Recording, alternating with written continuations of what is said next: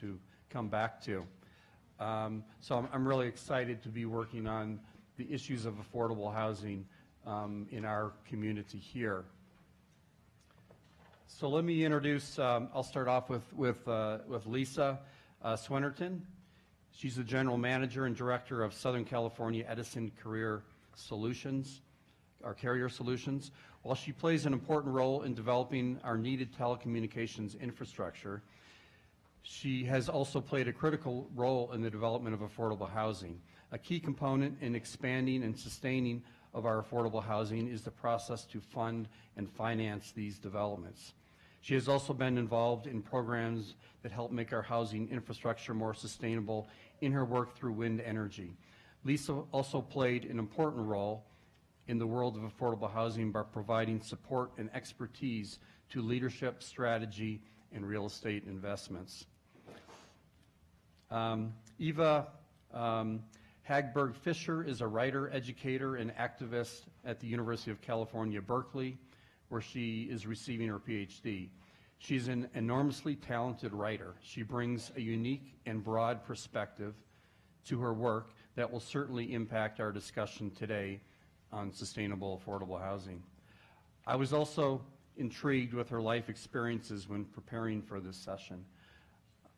I wanted to quote a colleague of hers, Jennifer Pasteloff. Eva Hagberg Fisher is a gift to this world. Her astute understanding of the way we work as humans and the way she can turn that understanding into compassion, love, and stories is something to behold. I wish her to be the secret, but I know, as with all gifts, that they are best shared. To not have the world know her way with words, her use of language, and her beautiful and radical empathy would be a travesty. Her writing is necessary and heart-mending. Roseanne Haggerty, I'm glad I whet your appetite. Roseanne Haggerty is the president and CEO of Community Solutions. She has worked in New York and around the country, working with communities to solve homelessness. One of the approaches she uses is to create urgent and measurable goals. In alignment with this, she challenged more than 200 communities to house more than 100,000 homeless individuals. She has advocated that we must challenge ourselves and our communities to urgently show progress for those that are most vulnerable. Through her work, she has encouraged us to focus on the process of solving problems and not just building programs. She actually comes with real-life experience. When she first started this work, she lived side by side with the homeless. I look forward to listening to her action-focused, innovative approaches to housing. So Roseanne, why don't you start off? And each of them will talk for a few minutes, and then we'll get into questions afterwards. So if you have questions, please get onto the app and send them through as soon as you have them. Thank you. Well, thank you, Kurt, and it's a pleasure to be here. I was telling folks here, this is my first visit to Boulder, and I certainly hope it won't be my last. What a wonderful community. And I'm impressed that so many people are out to think about affordable housing, affordability, sustainability, and the perspective that my organization and I start with. How do we make sure that there's a stable place for everyone? And the theme of my brief remarks here is going to be, you need to be intentional. And just a couple of points to make. I started my work building affordable housing, basically mixed income supportive housing, where typically 50% of the units would be set aside for people coming from homelessness, and the other 50% for workforce housing or housing for artists, basically designed to meet a whole range of the community's housing needs. And we had built about 3,000 apartments in New York City when it dawned on us that while we were operating and building great housing and it was working wonderfully for the people who lived there, for the neighbors, there's a big problem. Homelessness was continuing to increase in New York City. And somehow this disconnect between just building as much as we could at a very high quality and permanent affordability wasn't adding up to a meaningful dent in homelessness itself in New York. And so we made this turn about a dozen years ago. While we didn't stop building, we started zooming out and thinking about maybe housing is also a verb. Like, who gets housing? Who gets matched to the affordable housing we build? Why do certain people get left behind? In New York, it's absolute madness. There's like the world's biggest, most expensive shelter system, even though we know, like the royal we, that it costs a fraction of building large shelter systems to actually subsidize people's rent and keep them out of homelessness. But what we realized was that that larger system of having a community-wide sort of intention to see that everybody gets basic housing didn't exist. There are just lots of different incentives and building programs and government benefits that were just out there randomly and without any kind of integration or intention around how they would be allocated. And so, for instance, the consequence of that, and we've worked with folks in Denver for many years now, and so it's true just about everywhere, is that the most vulnerable people consistently get left behind. If what you're doing is, with all of your housing dollars and all of your aspirations and concern about affordable housing in a community, is the next time a building is built that has affordable rents, you're having a lottery, or you're basically choosing the people who look like they're going to be the most worthy, easy tenants, you're assuring that the most overwhelmed, vulnerable people just stay in homelessness forever. And so what we've learned to do, and Kurt alluded to it, is even though we are still very ardent about building and adding to the supply, and I'll get to that in a minute, you really have to have a system in place that knows people by name, that actually operates more like a well-run healthcare system, that recognizes that while everyone has a need that must be met who can't manage the housing marketplace without assistance, not everyone needs the same thing. And there needs to be some overall logic and discipline around how these decisions get made to make sure that the most vulnerable are protected. So let's use the emergency room as an analogy. Anyone who goes into an emergency room with a pounding headache, you might be appropriately given aspirin and instructions to go home and rest and drink fluids, and that's a perfectly reasonable diagnosis if that's what is going to bring you sustainable relief, or at least you start with the least high-intensity intervention. Some people will be admitted for more tests, more screening, and some people might be rushed to an emergency room for brain surgery. But you have to know exactly how people are experiencing that particular condition, and the same is true with homelessness, and I'd say the same is true with anyone who's facing a housing challenge. The particulars matter, and your own strengths, resources, networks have to be taken into account.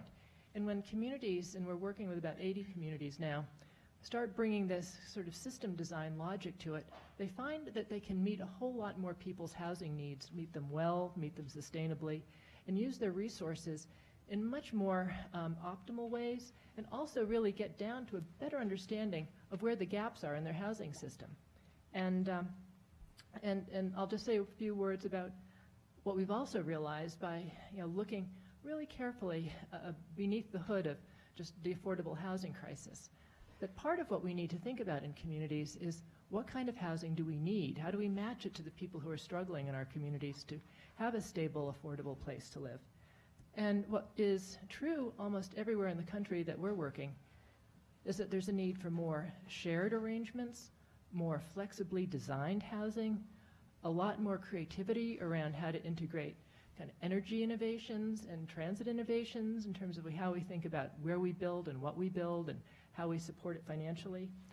We need more density if, for instance, in cities like New York, Los Angeles, and I would probably say Denver, I don't know Boulder that well, how do we use the real estate we have more densely so more people can be housed, whether that's accessory dwelling units or, again, more shared arrangements? How do we make less of a god of parking? There's more concern for parking and having adequate parking in many cities than for seeing that people aren't left on the street. And that the ways we finance housing, I think, are often kind of at odds with the urgency of people's situation. And what we see is really exciting and kind of a new frontier is more social impact capital. High net worth individuals saying, like, why don't I invest in housing and help to make more housing sustainable and affordable? And lastly, and I'll just finish on the point that it's interesting on the sustainability piece how our communities tend not to plan for success. The gentrification concept of, wherever you see large investments being made in new development or economic development projects or transit, every community seems to act like a surprise that all of a sudden the real estate values increase and like people are being pushed out. And so what's really exciting to see is more places embracing the use of land trusts and also doing things like, and I was just mentioning this to Kurt, when a new neighborhood or a large redevelopment is happening, and our organization's been the beneficiary of this, I think, twice now, that's the optimal time that you build in a lot of high quality, affordable, and supportive housing. Before there's a sense of, this is my neighborhood and I want to protect some idea of it, actually make diversity, make inclusion a theme of new development. And we have a project in Brooklyn that the developers came to us at the outset saying they had this affordability requirement and could we think of something? Well, they ended up giving us land to build 217 unit supportive housing building surrounded by what is the highest priced housing in downtown Brooklyn. And what's wonderful about that is just the idea that it sort of exposes the myth of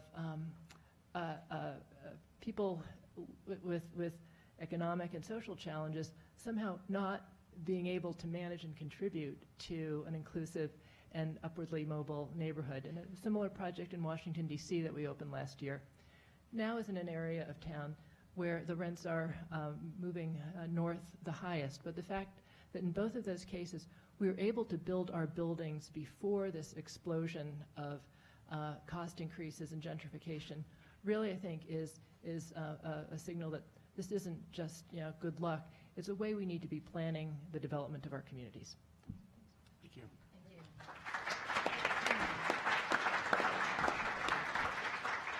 Hi. Does this work? This works? Okay, great. Kurt, thank you so much for that beautiful introduction for all of us. I'm amazed by the expertise to my left and to my right, and I'm glad that you've now been warned. I'm just going to talk about feelings. I have no expertise in sustainable approaches to affordable housing at all. And I was put, but I believe that I'm here for a reason. I'm not saying that, I shouldn't be here. But I basically know about two things, and those are architecture and feelings. So I'm really happy to be able to tie those together. I was thinking about what to talk about, right? So I was walking here and I thought, God, I don't know anything about sustainable solutions to affordable housing. And then I thought, well, okay, what does each of those words mean? Okay, what does sustainable mean? It's something that you can do again. It's something that you can keep doing. Okay. Solutions, it implies that there's a problem. Okay, I have a lot of experience with problems, so I might have some experience with solutions. And then I thought about just, consciously uncoupling the words affordable and housing, because I sort of thought of them together, and they have a very specific meaning when they come together. But I thought, okay, well, affordable just means that somebody can pay for their home, and housing really covers everything. So I live in the Bay Area. There's a lot of excitement about our housing crisis, our affordability crisis. I pay $3,250 per month in rent for a one-bedroom, 720 square feet. I know. And the way that I pay that rent is I charge architects a lot of money to give them my opinions. And they pay this money for my opinions, which is great. So get at me after the panel if you want to talk about tricking architects. No, my advice is good. So, I'm in this sort of context, and people that are much more equipped than me at thinking about affordable housing as a couple term are doing incredible work, and I'm so grateful for that. But I always think about, okay, so why can't employed people afford houses, right? And my colleague Roseanne has done an amazing job talking about the homeless problem, right? I'm not going to talk about that. I'm going to talk about just sort of like people that have jobs and they go to work and they come home and they can only afford to live in a super shitty place. And I teach undergrads at UC Berkeley about architecture. This is how interested they are in architecture when they start. So I taught a seminar, and it was at 8 a.m. Monday and Wednesday morning. And so there were 22 very sleepy, very annoyed faces. And I said, who's here because of how much you love Zaha Hadid? And one person raised her hand, and I was very excited about that. And we're still in touch. But the rest were there because obviously who wants the 8 a.m. writing seminar? And so I've always thought that my role is to get people who think that architecture does not apply to them to realize that it does in fact apply to them. And so that's kind of my orientation on this panel, right? Is like architecture and feelings. I've always thought like, why do I have these disparate, interests? There's no overlap. And then I realized like, everything that happens to me as a human happens in architecture, right? I fall in love in architecture. I fall out of love in architecture. I watch videos of people being born, which happens in architecture. I haven't yet attended a live birth, but I watched my grandfather die, in a room, in a house that he had lived in with his wife, my grandmother, for 35 years. And so I feel like it's easy when we don't think about it to think, oh, well, architecture, I sort of know that that's a field that people do, and you need all this special training, and sometimes architecture is in magazines, and that's great for everybody else, but I'm just the person who goes to work and goes home. And I'm like, no, you person who goes to work, you go to work in a building and then you go home in a building. Most likely, if you're employed and if that's your life choice. I did live in a tent for 3 months, so I'm actually already correcting my assumption here. Read my book about the tent living. I did not want to be living in a tent, which is its own story. So who gets housing and who is architecture for? I mean, I think architecture is really for anybody that has a body that they want to take into space. I always tell my students, don't generalize, right? Never say everyone, never say all of us, and I'm generalizing here, and I'm aware of that. But I think that, there's this sense that architecture is specialized and that we can't really think about it unless we have multiple degrees. And I'm saying that because I'm projecting, because I feel like that, right? I listened to Roseanne talk about affordable housing, and I'm like, fuck, I don't know about any of those things. I can't talk about housing. But I can, because I'm a human person who has a body that I take from various spaces to other spaces. And some spaces make me feel awesome, and some spaces make me feel really, really creepy and weird. And my father used to live in this condo, and the bedroom, every night that I went to sleep in the bedroom, I would start thinking about murders. I would close my eyes and I would just see the most grisly things. And my father was like, listen, you have a problem. You need to, work this out. And then he came into the room and he was like, this room is fucked up, right? And it was because of the proportions of the room. It was really high. It was really narrow. The carpet was really like springy, in these ways. And so I just think about that and I'm like, no, that's architecture, right? And so if I can put this into the heads of my colleagues, right? Maybe sleep overnight in your affordable housing project and see if you start thinking about murders, and then reconsider the way that you're going to design it. This is highly useful information. So I just I think the other thing that I want to say is it's equal pay day. I think today it's fair equal pay day, right? I mean, God bless us all that we still need to highlight that as a day. But the thing that comes to mind is a solution to sustainable, affordable housing is to pay people for their work. I don't know why this is so radical, and I say it sometimes. And yeah, it's not radical. I went to a conference. I actually didn't go. Somebody spoke in my stead, and the whole thing was pay writers, right? Just pay us. And somebody was like, oh, Eva did this plea to be paid. And I was like, no, it was a demand. It was not a plea. But if we pay people more, then they can have a little bit more disposable income with which to afford housing. And not only people like me, who are straight up grifting architects, can afford to pay $32.50 a month to live in a really weird building that is highly LEED Platinum, and it's great, and it has a bocce court, like I think solely to assuage the green space zoning ordinance, and I'm just like, this is actually nobody was thinking. So yeah, I don't know. If you're a boss, like pay your employees more than you're paying them right now. That's my radical solution to the problem of affordable housing. And if you're an employee, like ask for a raise. Get at me for how to do that. I just glare at people until they agree to pay me what I ask them. It actually has worked 100% of the time. I've done it twice, but it worked. So yeah, I'm just super stoked to be here. I'm really glad that I got to bring my sort of like weird angle to this. And I just love architecture so much, and I'm just really glad that you're all here, because I think you're all here because you also care about it. So like we're all a room of people who care about buildings. Welcome. Thank you.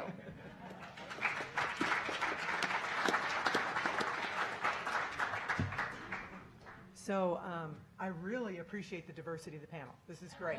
So I learned a lot of new things just sitting here, and I haven't thought about architecture that way, so now I'm going to think about it differently.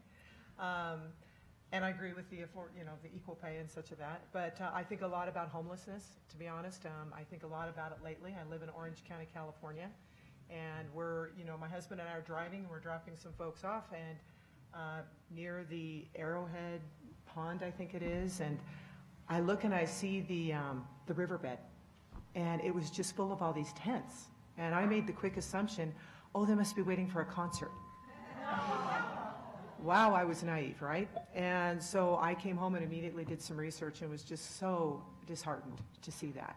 And then to read a few days later in the paper, we're going to clear out the riverbed. And I thought, oh my goodness, where are they going to go? So I think what I want to share with you today is kind of how I came into affordable housing, what I learned at it. I come from the side of the finance side, so I'll tell you a little bit about that. But I came into affordable housing back in 1990. I joined a firm, Kenneth Leventhal, and it was kind of a boutique high-end real estate firm, and consulting, accounting, and tax. And when I was in that firm, we represented a lot of big real estate developers, and one, I'm not pleased to say today, but one was Donald Trump's firm, the Trump company, and I did not work on that engagement. Wasn't interested in doing that. I was working on a lot of other engagements with large commercial investors that were doing things like Newport Coast, very high-end building and high-end office and things of that nature. And I just was not motivated. I grew up in Boise, Idaho, and one thing I learned from my parents was you need to kind of give back and to pay attention to what's going on in your community. So I sought out to kind of move away from that kind of environment to doing low-income housing or something of that nature. And I came across this program called Section 42 Housing. It's in the tax code. And it wasn't a permanent program at the time. It's been made permanent at the Clinton administration in 1993. And I started researching it. And I went to my partner and I said, I have a really good idea. I want to work and consult in affordable housing. And he said, affordable housing? We have very high billing rates. That is not going to ring the cash register. And I said, no, here's what's interesting. There's a lot of investors. And they're big investors. They're like utilities and banks and insurance companies who have a lot of money. Fortune 500 are investing in this. And then it's because of social responsibility. So a lot of them were banks, and they wanted to be associated with some of this good stuff in their community. And some of them were required. Banks are required to do that. So he kind of said, you know what, you do it on your own time, but you better be 80% chargeable. I don't care what you do. So I started doing research, and all of a sudden I get a phone call. And he came in and said, get my office right away. Why? Well, one of our top developers, which I won't say his name, so if you know California, you know the name, was so angry at him because he said, you should have told me that I was required to do 15% inclusionary housing in Irvine, in another area, and I had to do this. And I didn't get the credits. I didn't use tax-exempt bonds, and I had to do it anyway. I thought you were my real estate, everything. He goes, no, we have an expert. Her name's Lisa. I went, oh, now you want to talk to me. So I went in and I quickly started to educate our developers. And what they didn't like is that it was a fee-driven business. It was not, you're going to make a lot of money. The rents are restricted, but you have to do it anyway. So why not get the credits? So I did that for several years and kind of created a practice area. And then I decided I wanted to go closer to the housing. So I went over to a utility, Southern California Edison. It was their unregulated side. and they started investing in affordable housing. And again, when I was over there, I was an odd duck. Why aren't you in energy and power plants? And I said, because I do housing. And Edison invested over $1 billion in affordable housing. So they were very first into this, 37 states, a lot in downtown Denver, also historic buildings. It was such an exciting place to be, and we did that. We invested a lot. It's the equity part, so it reduces the cost. What was great about California is we had redevelopment money, so our taxes would go to these redevelopment agencies, and they would literally put some more grants in there to keep those rents even lower.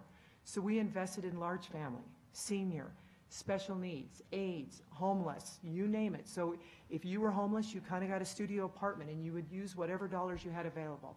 So we would be in downtown LA, in area of Watts or Rampart, and we'd be right next to Stanford. So you would be all over, exactly what she talked about. So you were building out communities, and right in the middle of it, you would have this affordable housing. So people were close to where they work, where they want to educate their kids. So it was really taking off, and I was very excited about it. I was doing that until 2001, and something happened in California called an energy crisis. So we were very hit hard on that. Here was the bad and the good news. The bad news is we moved out of investing as a company. We moved to solar and wind. The good news is there was so much capital flooding into affordable housing that the returns went down. So it made sense for us not to go back and invest. But that's a good sign that more people were investing in affordable housing. So one of the key things is you got to have the dollars, and you got to have people put those dollars in. So I was actually asked to run and be a general manager over a telecom, infrastructure, fiber optic cables. I moved over there, which is inside the utility, and I said, wait a minute, what good's this doing? I'm not going to stay very long if I'm just going to be, helping carriers move traffic and things of that nature. And then I came across things like Khan Academy. And one of the things I saw with affordable housing is you've got to create environments that are sustainable for them. So your residents need to have tutoring. They need to have support systems in those residents so that they can progress to the next level of housing. And so Khan Academy is, and you got to write it down, it's Khan. It is free tutoring. It is amazing. It is tutoring on every subject for adults as well as kids. But people that can't afford tutoring can get it right there on their computers. So I was very excited about some of the housing that was building in tutorial centers right next to USC. It was a program called Excel, Educational Excellence for Children with Environmental Limitations. So every student that signed up to be in that building would have to sign a contract. First of all, they'd have a background check. So if you're in a gang and you had criminal activity, you weren't going to be in the building. So even though you're in a tough area, there's walls around you and it's safe and decent. So then you'd get tutors and teachers over from USC that would come over, sit down with these students. You had a notebook. You had to sign in, and you literally got tutoring.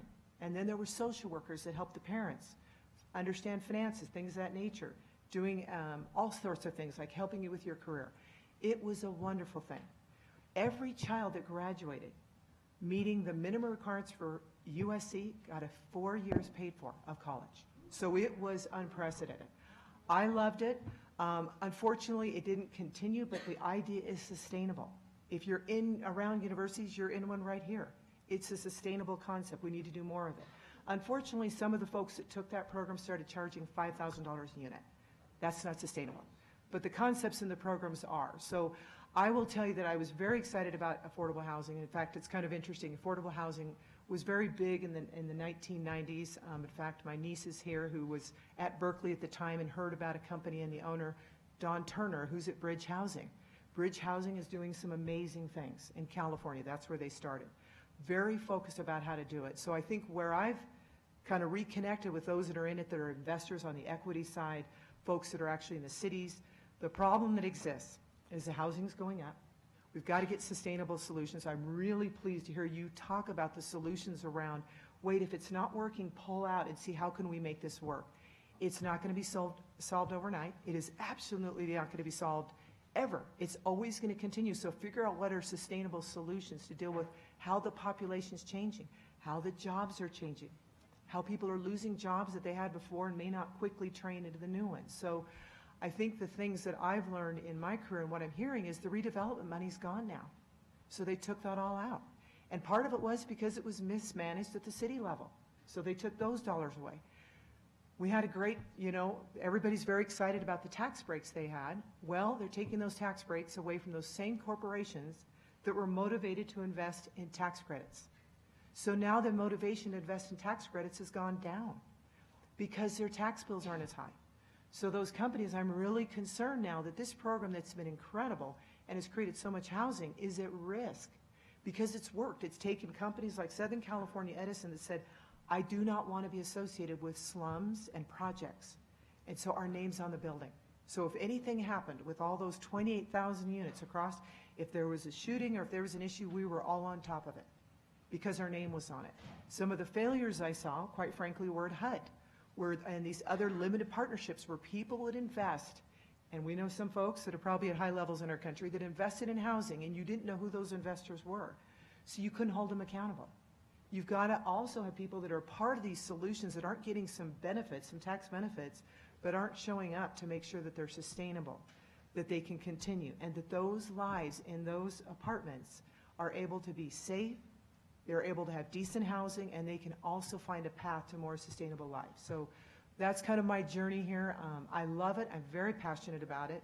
And my current focus actually is in volunteering more in the homeless space to understand what I can do in my own backyard. So I'm very excited to talk to you, and I'm very excited to encourage her because the solutions that we talk about are around architecture.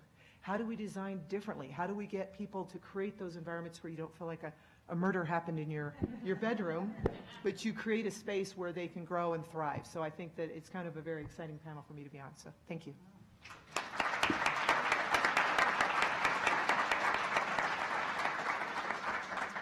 So thank you. I've gone through some of these questions. I'll probably combine some of them. So one question, I'll just follow up with yourself, Lisa, that's in line with what you were sort of talking about. Is there a way for capitalism to create enough housing for all, or will housing always have to be subsidized in some way for some people? So I think capitalism by itself, no. You're drawn to the profits. You can see what's going on there. So with some of the failures of capitalism we're seeing today, is you have to change some of the policy, and I think the policy of Section 42 is a great example. Another one would be there's a tax credit for wind energy and solar. So you're going to have some solutions around that, but then you've got to have a collaborative solution. So it can't just be those that bring the capital, but the capital will come to the table and it'll expect you to run it financially sound. So you're going to have those debates which you need. You just can't run into the ground and have a bottomless pit. So you have to have a balance on making sure that they are actually sustainable on a financial. They can pay the debt, they can pay the utilities. So it really is going to take solutions across, and it's going to have enough engagement. But the policies that change, and I think that the new generation is exciting because you're speaking up.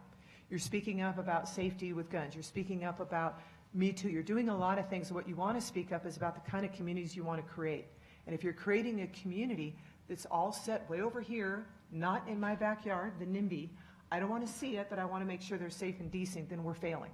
We need to have integrated communities where we're all kind of growing and learning from each other. So I think the next generation should demand it of us, should demand the policies, should demand the requirements that we really think about our whole community. And we don't have these large corporations that can come in and just take out all the profits, and you don't even see them because maybe they're a tech company, and then those profits have gone, and the next thing you left a depleted job market, you've left a depleted community. So I think that we've got to really connect some of those obligations across the board. So that's my take.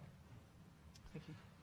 So I think a question for all of you, because it impacts in different ways. How do we build affordable housing in communities? And you mentioned NIMBYs. It's a word that we try not to use in the city of Boulder to categorize people.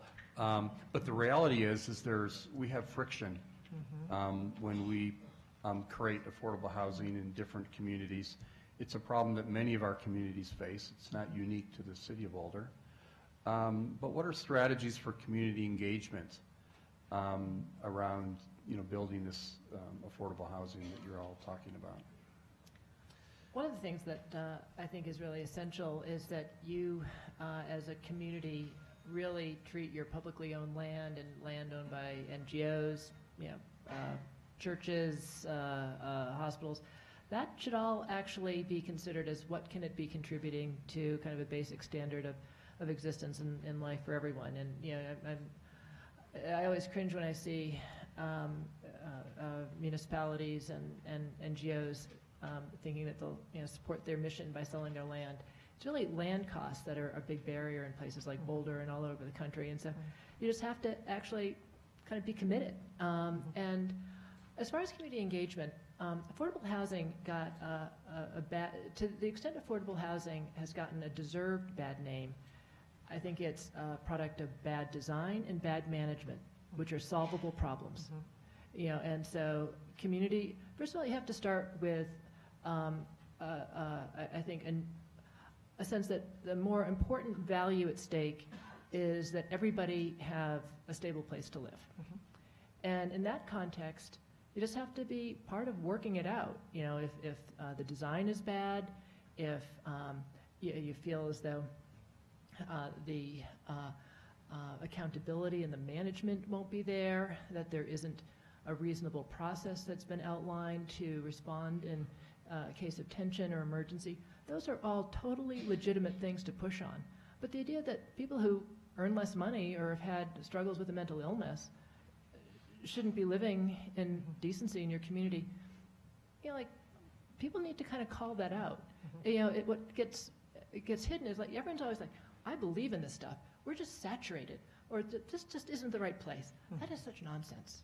This is a problem we've all got to own. And the fact is, whenever it's been studied, if you have well-designed and well-managed housing, no matter who's living there, it's an asset to your neighborhood. It just is. Economists will roll out all the studies. And so we have to kind of cooperate in just busting that myth that somehow it diminishes property values and diminishes neighborhoods. It's just not true. Yeah, I wanted to add something on that, and I think about the community engagement. Well, one thing I will say is a lot of corporations are not maybe feeling good about their image. So one of the things that, be creative. Find out who's in your community and how you can get them engaged. The students in the university, there's a lot of exciting things going on, and I think it'd be helpful for you to talk about in the architecture, thinking in this space of how we can kind of find some creative solutions for the housing. Either it's the design, it's where it's located, it's how we pull people together. So I think that you have to create some energy around it, but I think the energy around, like that program with USC was phenomenal. And I think it could be duplicated over and over again, but also pulling in the bright minds of the kids that are in academia that are kind of looking for solutions and are frustrated and aren't feeling maybe the call isn't really maybe going to be the high-tech 100 hours a week or something, or investment banking. Maybe they want something different. I know I did. And I can say to you that some of those things are very, very rewarding, and there's a lot of places to play in it. So major corporations that invest in affordable housing is an okay play if you want to be in investments in that side of the ankle. But I would say that it would be interesting to kind of hear your perspective. How do we engage more folks that can think about the space differently, use it wisely, use it more flexibly, and kind of encourage that kind of concept. So I think that'd be interesting for you to maybe share your feelings. Sure. You actually can't share feelings because you can't divide your feelings into okay, there you and go. give them. Can you communicate? You can communicate your Okay. feelings. I mean, I think you have to make it cool, right? I don't know. I mean, this is like, I do PR, so everything is a PR problem. And I think that affordable housing has a gigantic PR problem. Like, I hear affordable housing and community, and I'm like, I can't, right? I imagine a community board meeting that's at like 8 p.m. on a cold Tuesday, and there's like that guy who always goes, hashtag not all men at community board meetings, but right, there's like that guy who's like really concerned about a tree or something.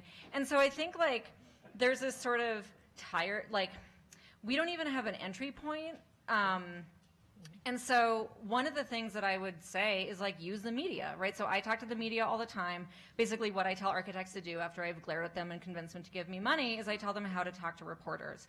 And architects are usually like, they're like, well, the really interesting thing about this project was my gray water toilet system.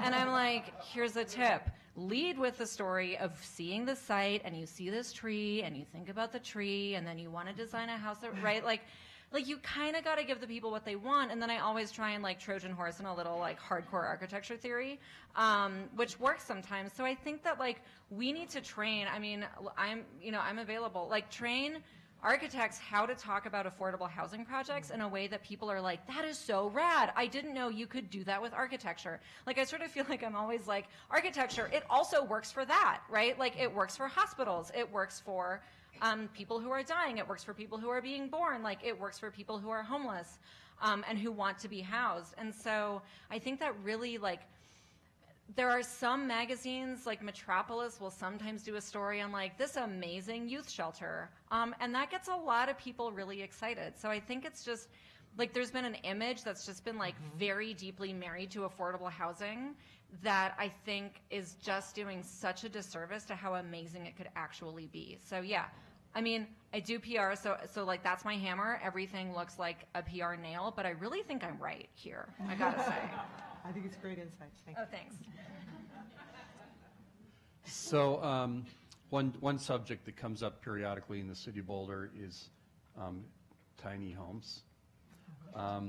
So maybe you could talk about generally types of architecture and types of approaches, densities, and how that interfaces with affordable housing. I think tiny homes is an interesting metaphor for just more diversity in housing. When you look at the way other countries even think about housing, very different ways of assuming households share space, or how much private versus public space you have.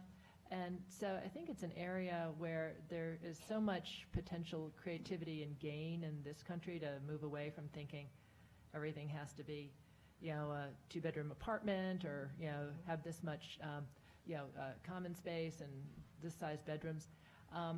Some of the most exciting work around is questioning some of the old kind of regulatory categories. I'd say this may not be as rigid in Boulder or the Denver area, but in New York and Washington, where we've been building recently, the affordable housing regulations are much more onerous than if you're building a market rate apartment. That you have to have this size bedroom, this number of baths. You have to have occupancy of no more than 2.5 people per bedroom, or it's just and then there are these parking requirements, and yet you go to a place like Japan or parts of Spain, and what they've done is they just use the International Building Code. Like, is it safe from a fire safety standpoint? Is there light and air? Is it structurally sound? Then let the market run its course. What can you build? And that environment really encourages innovation in housing. And I think the tiny homes movement is much more about questioning kind of a set of values that more is better, and that we should be highly regulated in terms of our housing norms. So it's not the answer to our housing needs, but I think we need to be open to a lot of new answers and experimentation. Yeah, I'll think a little bit. I don't really know the tiny homes movement. I'll just assume that's high density and single room occupancy, which we invested quite a bit in, especially in downtown LA, homeless vets, things of that nature. So what I will say is, understand your community. I mean, that's the key thing. Understand Boulder, what they're trying to accomplish.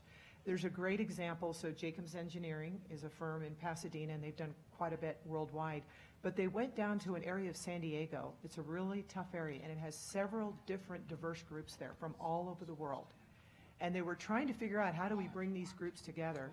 So the head of Jacobs Engineering, he and his wife literally went to the homes of those communities and sat with them and asked what they wanted, and really learned, what do they want? What do they need? What would they embrace? And I'd highly recommend you check it out. It's called Jacobs Center. But they brought some retail there. They brought some things, and a great example about how they were really kind of embracing the community and what they were looking for was every time they pulled in their trucks to do some work, the kids in the neighborhood would go and put graffiti all over their trucks. So it was kind of a cat and mouse. Every morning, they'd get there in the morning and they'd repaint the trucks. So when the day started, then they'd have their, trucks that are out there doing the work. And finally they said, okay, this isn't working. So they went across the street and they bought a lot. And on that lot, they bought all this giant plywood. And they literally started an art studio. It's outdoor, and it's the most incredible graffiti I've ever seen. Then they said, you're very good at this. So they went to different buildings in San Diego, and now you'll see some of their art. They make T-shirts. I've bought some of their T-shirts. It's not all rough graffiti. It's very interesting stuff. So I will tell you that get involved in the community and understand what is it they want. What are people looking for? But don't just ask those that already have the housing. Ask those that are in those communities or trying to get to a safer and decent home and find out how you pull the community together.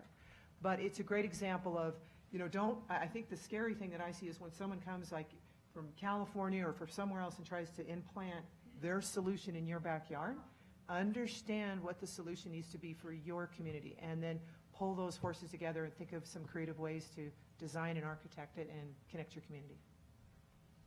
Eva, do you have any comments? Or? Yeah, I mean, I'm scared of tiny homes. I come at this from a cultural perspective, right? Which is like HGTV. So tiny homes are actually a thing. They are like standalone houses that are very small. And there's this HGTV show where people are like finding the perfect tiny home, and they're like, we are totally like couples do this, and they're like, we're 100% fine, literally sleeping like on top of each other in this loft with like no headspace. But the point is, I love living in apartment buildings. My husband wants minimum 6+ acres. There is a wild diversity of how people like to live, right? I feel really safe when I'm in apartment buildings because I'm like, these weird murder night terrors that I have. Like, I'm just like, there's people all around me, right? I love it. But I see the tiny house like movement, which has kind of like been going on for a while, actually. And every 10 years, somebody's like, tiny houses, and it's like, as a cultural historian, I'm like, we have been here before. I think it's like a symptom of late capitalism. I mean, I think everything is a symptom of late capitalism, but I think that it's sort of part of this trend of, there's a book that just came out about the frugal woods, who are these people who like spend no money, but they actually got it all from their parents. But the rhetoric is like, we spend $1 a month, because I think this is sort of a backlash maybe of my generation to sort of like, the way that some choices made by the boomers are now affecting us. Like, millennials are not like lazy and don't want to work. Like, we have inherited a super shitty system, and we're doing our best. So be nice to your local millennial, So I think that the tiny house thing is like a symptom of this. I think that it is worth paying attention to. I'm in favor of relaxed zoning codes. In Berkeley, a lot of people are really concerned about like building multifamily, which is literally 2-unit housing. I think that if people chilled out and let people who want to live in tiny houses in their backyards like do that, we would have a great situation going on. So I'm pretty like, I mean, Houston is weird, right? Houston has no zoning codes, but I think it's a great experiment for us to pay attention to, which has, changed in the wake of the horrific flooding. But as an urban experiment, it is worth paying attention to. So yeah, personally, highly anti-tiny houses, but like generally highly pro-tiny houses. Yeah, you're welcome. Well, thank you very much. That actually brings us to the close of our session. I'll make note that there was several questions about the city of Boulder that I didn't decide to bring up here, but some of them related to that. I think most of you know how to get a hold of me on the internet. If you go to the City of Boulder website, you can ask me those questions. But I want to thank each of you for your different perspectives that you brought. It was very enriching. So thank you. Yeah, it's supposed to go to 20 I did it? Okay. Unless they changed it. I was just told it was 20 after. Oh, I'm sorry. We'll continue then. Thank you. Look, they turn the lights on. They really want to end this. Okay. Oh. Yeah, well, I don't know what happened to the lights. There we go. Okay. We're not done. Okay. Yeah, I'm sorry. We'll continue. I misread that note. Okay. So other questions? Yeah. So there were questions about design. Some people feel that affordable housing doesn't always look very good. So what are things that would make affordable housing more appealing for the community and for the user? I'm really eager to see what Eva has to say on this one. But there is no reason why affordable housing can't be the most interesting, attractive, set of buildings in the community. Like, what perverse logic back in the day sort of dictated that public housing look barren and ugly and bunker-like? You know, I think we're still trying to recover from that, but all of the buildings that my organization has built, I mean, win architectural awards. I mean, why not? Good design really doesn't cost much. You know, it's like just, again, intentionality. It's, you know, being thoughtful about the materials, how people feel in the space, where they feel like they're a person valued and of dignity. If the neighbors feel that, you can accomplish a lot with good design, and what better place to apply that thinking than in affordable housing? But what do you think, Eva? Yeah, thanks. Personally, yeah, so no, but no, personally, totally in favor. So there was this article that came out recently that tracked people's anxiety rates when they walked past certain streetscapes. I don't know if you're all familiar with this, but when a streetscape is varied, people have low anxiety. And when a streetscape is utterly homogeneous, as often happens with these sort of massive blocks, people's anxiety actually really goes up. And I used to live in New York because I used to be cool, and I lived on the Lower East Side, and there was this huge Avalon development that went up on Houston Street. And it was such a remarkable change, and I remember walking along this seemingly endless block, and like there was just nothing to look at, and in the absence of information, my mind would just completely freak out. I mean, I was also 21 and like had a lot of shit going on, but like it highly affected me. And so when I read this article, I thought about it. So Michael Graves, who is a sort of like problematic architect, spoiler, 99% of architects are currently problematic, and watch the news. But he once had this idea. He did a tower, and he horizontally striated it, right? So the idea was that a kid would go and say, oh, my mother works on the floor that has a red band, you know, and my father works on the lower floor that has a green band or whatever. And so I think that thinking about that horizontally would be a really great thing to do, right? You just give people sort of variety on the street, which lowers their anxiety. I mean, another thing is like you just pay good architects, right? There's so many architects, and you can just hire them, and maybe developers need to spend a little bit more money doing that, but there are so many things you can do with materials. There are so many cheap materials now that are actually good. But yeah, I mean, basically like give the people something to look at, right? That's it. Thanks. I know, it's very good. I like, those are great examples. What I would say is there's a couple different ways to approach it, and I think the things we talked about is architecturally, but I don't know if you know, but often you don't have to have the whole entire apartment complex affordable. So there's actually some very nice kind of high-end apartments that you would actually have a set aside 20, 30% that are affordable. So you're kind of, instead of trying to just put all people in only affordable, is that you integrate more. So I think part of the solution is, again, instead of trying to just park 100% over here, bring it into a community, integrate, and there are those programs that allow affordability. And I know because a relative of mine moved into a very nice apartment in Tustin Ranch in Orange County, and later discovered that there was a percentage of the kids there were affordable, and she just thought it was great. It gave her, you know, that perspective of, oh my gosh, what a diversity of experience.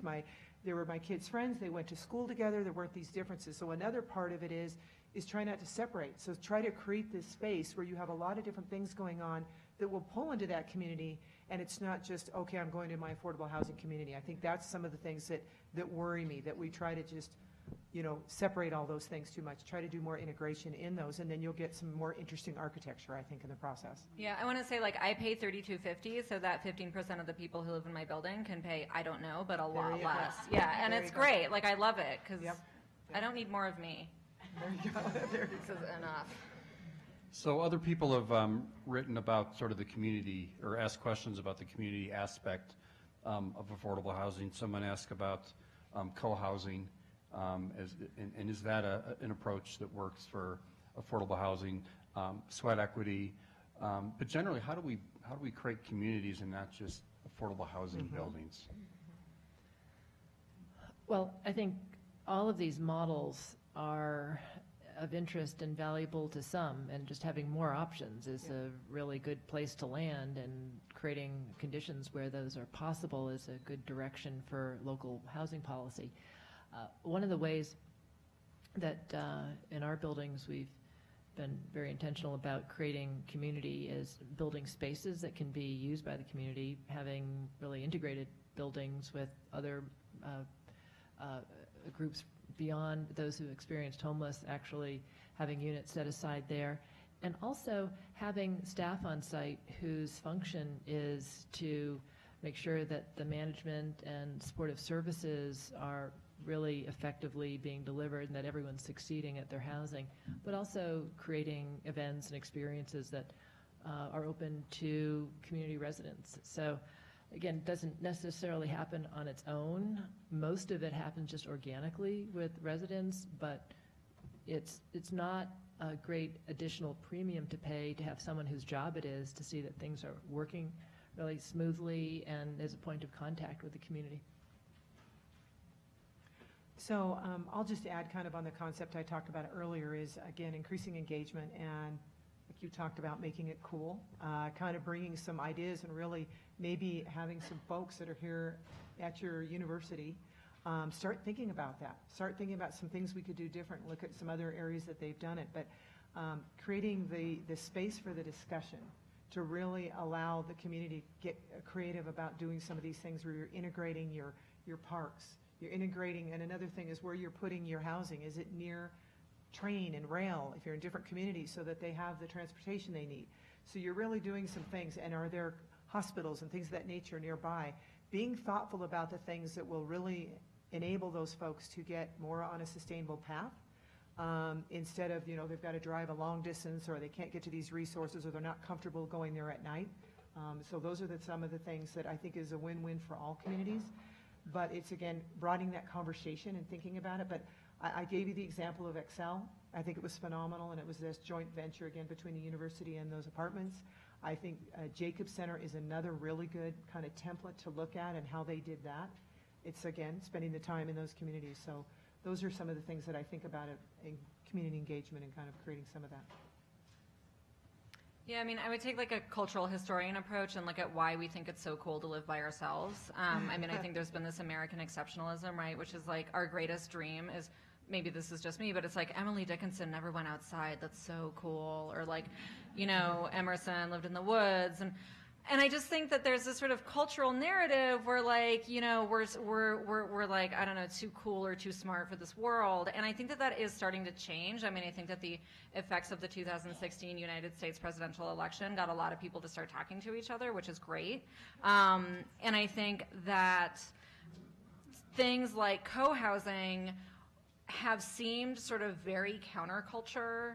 And I certainly have a knee-jerk response to that where I'm like, I don't want to share my kitchen with some weirdo, like what? But then I think about it and I'm like, oh, fundamentally, I am like deeply lonely all the time. Like, why is this? I have over 1,000 Twitter followers, right? And it's because I'm like, I am myself a symptom of American exceptionalism and the way in which our culture continues to valorize like individual accomplishment and success, right, is like I live in a tiny shitty apartment in New York and now I live in a less shitty apartment and one day I'll live in a house far away all by myself. And I think that like having more fiction that addresses people living together and having more New Yorker profiles of people who are making co-housing cool again, like I think that that's part of what we need to do, because until we kind of shift that like overarching idea that like to be living in America is to be, pulling up your own bootstraps or whatever, is like, that's not going to get us anywhere.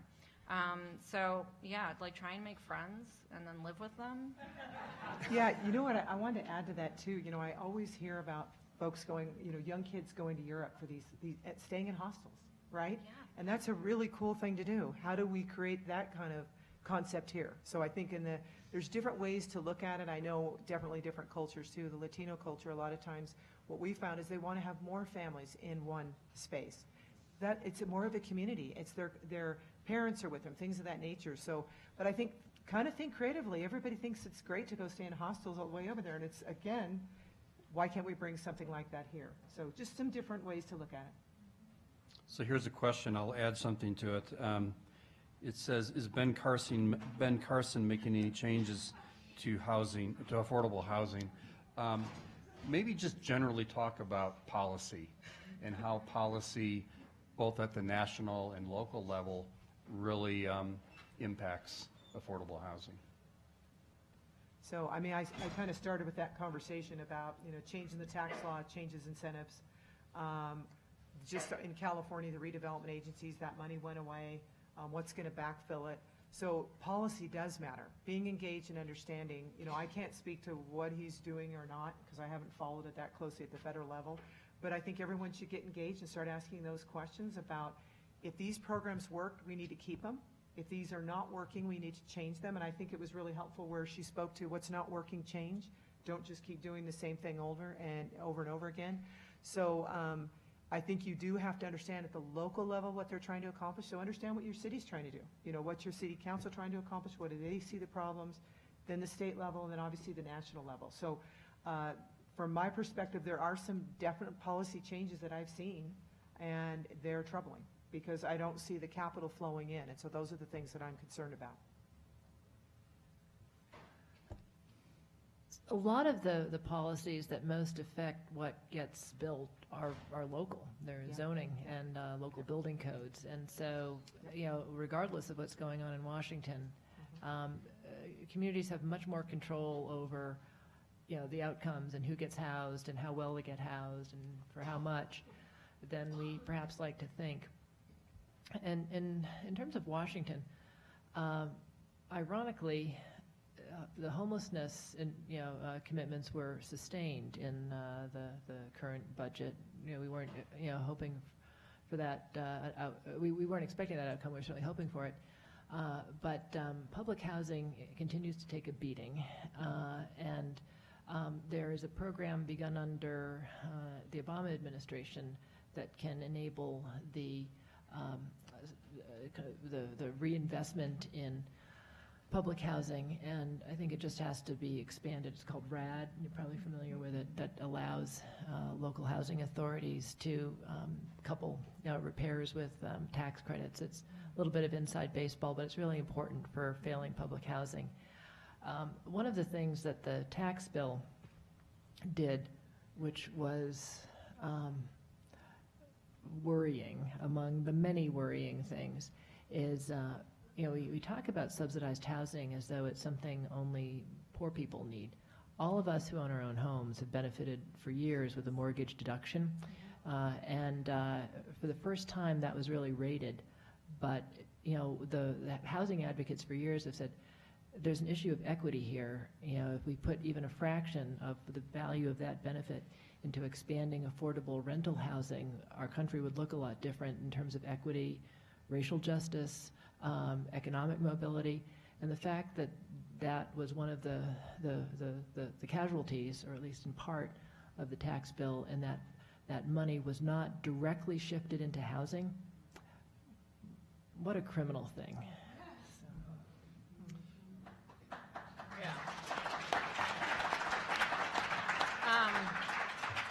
I don't know anything about policy, but I just saw my uncle, who was friends with somebody who went to Johns Hopkins with Ben Carson. I am merely the messenger. The quote that I heard was, "That guy's a fucking idiot." Okay. That is a good insight. Thank you. Yes, it just had not yet been said. So recently, in January, we had a study session at City Council, and we looked at the impact of the new tax structure and its impact on tax credit pricing, and it had an impact of about $24,000 per unit. Mm-hmm. So it will take an additional $24,000 of subsidy per unit to create affordable housing this year as it did a year ago. Yep. So one other question that I'd like, this is probably our last question, and then I can say thank you again. And turn the lights out. Right. So how does affordable housing impact our diversity within our communities? We continue to live in very segregated communities. We go into big cities and we start rebuilding areas, displacing people. How does the diversity, how important is that, and how do we accomplish better results in that through affordable housing programs. Well, I think Eva should go first because this really, because it's sort of, it's more of, it's you know, start with philosophy and, Right. you know, just like what kind of communities do we want? Right. Right? Great. So, thanks. So I had dinner with my in-laws recently. They live in Piedmont, Oakland, which is like the hill in Oakland. It's very fancy. They're very rich. And we were talking about this proposed housing that would be built on the Ashby parking lot. And I was like, obviously build the housing. And they were like, well, Eva, it's not that simple. And they were explaining to me that sometimes somebody would buy a house and then their property value would be impacted in some negative way by the construction of a tower. And I was basically like, a lesson from history is that change is inevitable. Like every moment in history, and I use this to comfort myself, right? So I think the world is ending today for sure. And then I remember that in the 1850s, the train was developed and all these doctors and scientists were like, the human body cannot sustain train travel. It is like unnatural and everybody will have like hysteria and their brains will come out of their ears and we're all gonna die. And then time zones were invented and people were like, we cannot possibly standardize time, you know? I mean, this is why I love being a historian because I'm like, oh, the long arc of history, right? So a cultural approach is like, yes, of course we should live together. And I think that having a really pragmatic approach to that is good. And I told my in-laws, like, they were like, well, we're going to lose our view. And I was like, then you actually have the financial resources to move somewhere else. And I think that people who have money should, like, if they want to live somewhere else, take that money and buy a different house. But the people who have less money should have access to this neighborhood. It doesn't seem that hard. I don't know. But I'm not a policy person. I don't study this. That's right. Oh, yeah. No, they love me. They're like... So I think that's a great example, though, that it's get out and be involved. Not only can we say kind of what we see, but we need to listen to those that are coming behind us. What do they see? Let us see kind of our own gaps of the way we may have been doing things and challenge the status quo. Those are not easy answers. I don't know how to get it. I mean, I think that book Trevor Noah wrote was quite fascinating as far as how they divided all these different groups and really in an effort to keep them separate. So I think that's a great lesson to read that book, Born a Crime. How do we avoid that? And again, it's integration. Again, there's some examples out there where it's done. I think you can kind of even Google some examples where they've integrated communities and lived side by side and found a way to really bring them together. But again, it has to start at the local level. So we can talk about a lot of things on the federal level, but if you're not having the conversations and creating the pathway through permitting and, you know, local funding and local engagement, it isn't sustainable. So if your solution is only coming from DC, then you're going to have a problem. So I think that's a key thing that I see. And then there is just ample evidence that opportunity in this country is so determined by where you live. Your zip code has more to do with the kind of life you and your children are going to lead than your education, your employment, your health. It's all related, and this is something we can change.